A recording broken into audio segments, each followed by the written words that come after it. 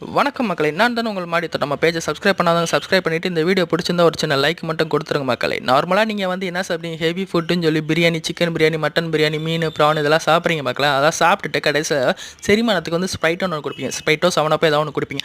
அப்படி நீங்கள் குடிக்கிறதுக்கு பதிலாக இன்னும் சில பேர் என்ன செய்வாங்கன்னா ஈனோ குடிப்பாங்க. ஈனோ குடிச்சா எனக்கு செரிமானம் ஆகும்ப்பா அப்படின்னு சொன்னால் எல்லாமே கெமிக்கல் கண்டென்ட். இந்த கெமிக்கல் கண்டென்ட்டை நீங்கள் சாப்பிட்றதுக்கு நான் சொல்கிற சூப்பரான சொல்யூஷன், ரேட்டும் கம்மி தான், சூப்பரான கண்டென்ட். என்ன கண்டென்ட் அப்படின்னு கேட்டிங்கன்னா ஓம வாட்டர் தாங்க. நீங்கள் நார்மலாக உங்கள் வீட்டில் இருக்க சின்ன பெட்டி கடையில் முதற்கொண்டு வச்சுருப்பாங்க. அந்த மாதிரி ஓம வாட்டரை வாங்கி ஒரு 10 mlக்கு 1/2 கிளாஸ் தண்ணியில் நீங்கள் கலந்து குடிச்சின்னு எப்பேற்பட்டதுனால இறங்கிருங்க. சின்ன பச்சை பிள்ளைக்கு முதற்கொண்டு கொடுக்கலாங்க. ஏன்னா இதெல்லாம் ஃபுல்லாக வந்து நாட்டு மருந்து, அதெல்லாம் ஃபுல்லாக கெமிக்கல். எதனா ஈனோ, பெப்சி இதெல்லாம் கெமிக்கல்.